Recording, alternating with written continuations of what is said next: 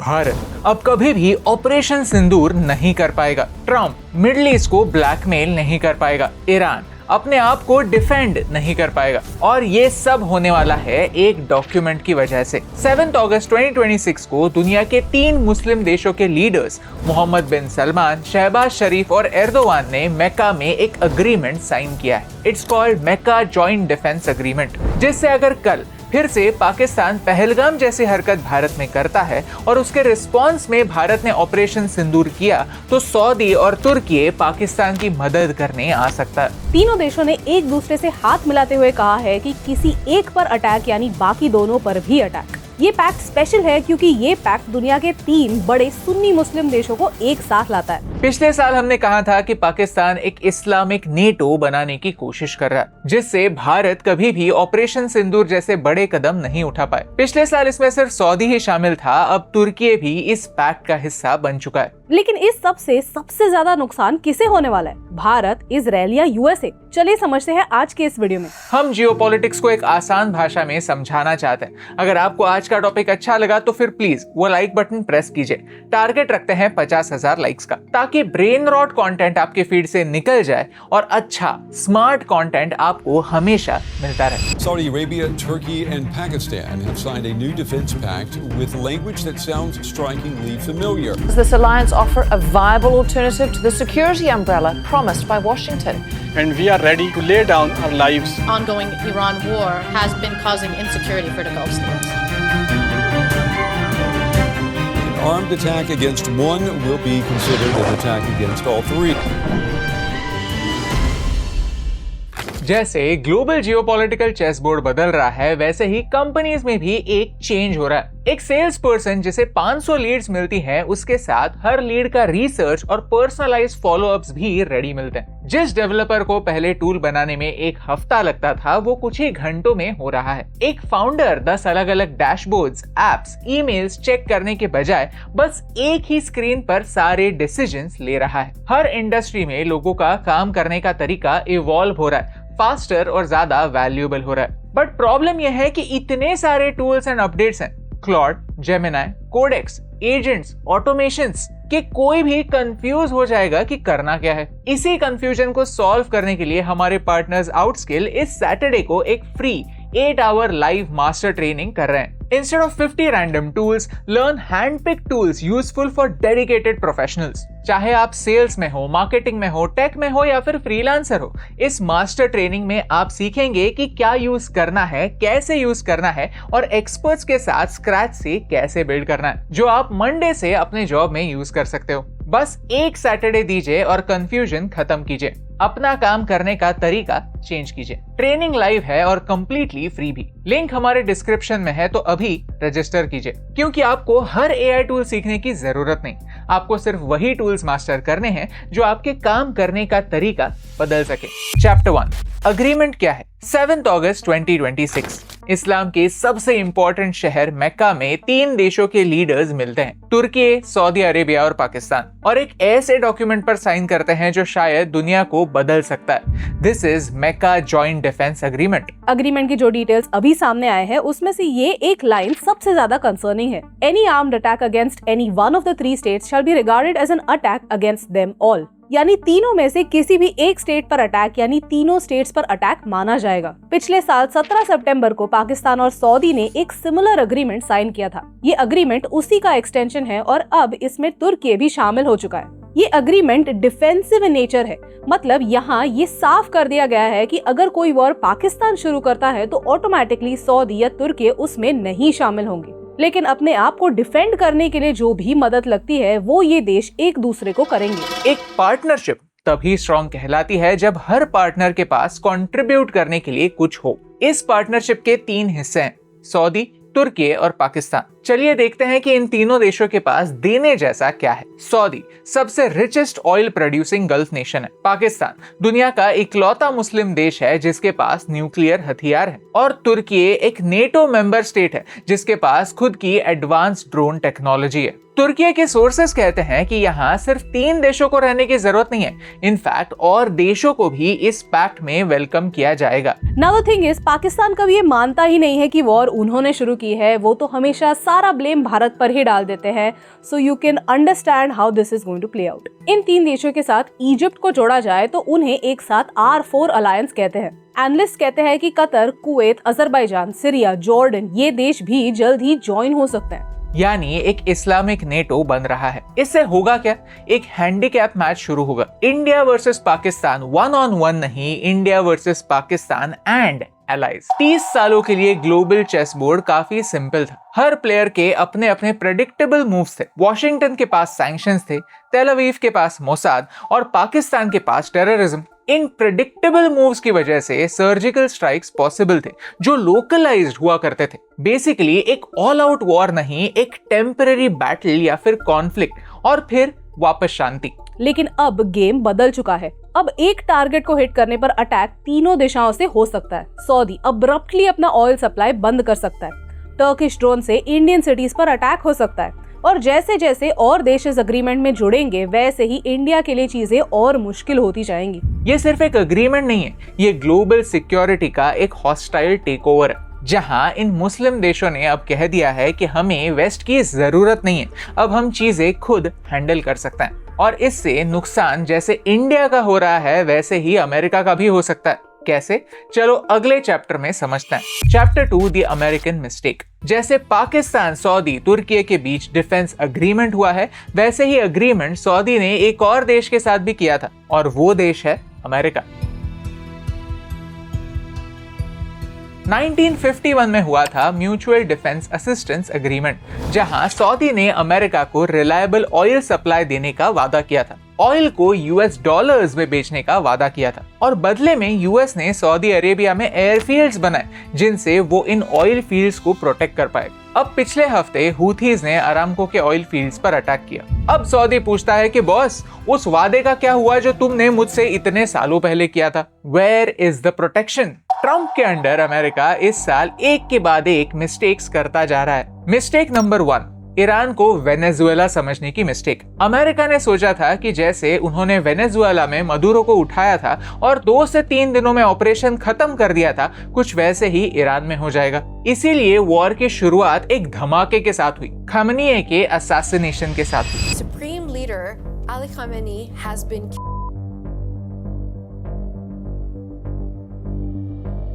Mistake number 2, Khamenei को villain समझना। America ने यहाँ एक बड़ा मिसकैलकुलेशन किया। ट्रंप को लगा था कि ईरान की जनता से उसे सपोर्ट मिलेगा तो वो खामेनी के एंड को वेलकम करेंगे।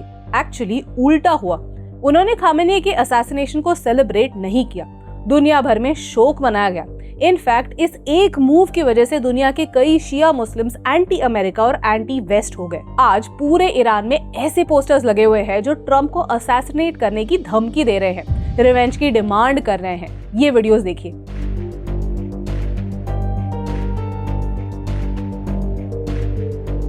मिस्टेक नंबर 3, सिर्फ इजराइल के बारे में सोचना। अमेरिका तैयार बैठा था कि ईरान रिटेलिएट करेगा और इजराइल या फिर अमेरिका पर अटैक करेगा, लेकिन ईरान ने उल्टा किया। ईरान ने गल्फ देशों में अमेरिका के जो दोस्त है उन पर अटैक शुरू किए। इसमें desalination plants, oil and gas fields शामिल है। Bahrain, Kuwait, Oman, Qatar, Saudi Arabia, UAE, इन सारे देशों पर अटैक्स हुए और ये सारे देश अमेरिका के सो कॉल्ड दोस्त कहलाते हैं। वो सब अमेरिका की ओर देखकर पूछ रहे हैं, where the F are you?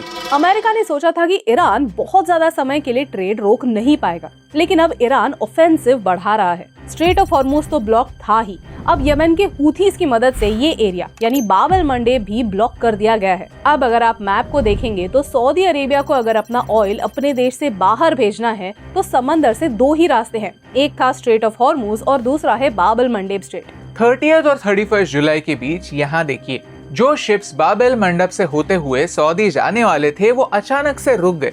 उन्होंने अपना रास्ता चेंज कर लिया, मतलब ईरान ने हुथीज का नेटवर्क एक्टिवेट कर दिया था और इन शिप्स को डेंजर था। ट्रंप ने जो भी प्लान किया था वो सक्सेसफुल नहीं हो पाया और इसी की वजह से गल्फ देशों में एक हड़बड़ी मची हुई है। वो सोचते हैं कि वॉर तो वेस्ट और ईरान के बीच में थी, लेकिन सबसे ज्यादा सफर हम सुन्नी देशों ने किया है। हमने आज तक सोचा था कि अमेरिका हमें प्रोटेक्ट करेगा अगर हम उनसे दोस्ती बनाए रखेंगे, लेकिन अगर अमेरिका खुद कुछ नहीं कर पाएगा तो हमें अपने अपने तरीके ढूंढने होंगे। This was a wake up call. One after another mistakes, miscalculations और खोखले वादों की वजह से अगर नुकसान किसी का सबसे ज्यादा है तो फिर वो है अमेरिका का, क्योंकि गल्फ देशों के साथ अमेरिका का रिलेशन एक मैरिज ऑफ कन्वीनियंस का था, यानी कोई प्यार वगैरह नहीं था, बस कुछ जरूरतें थी, उसकी वजह से संबंध बनाए हुए थे एंड दैट्स इट।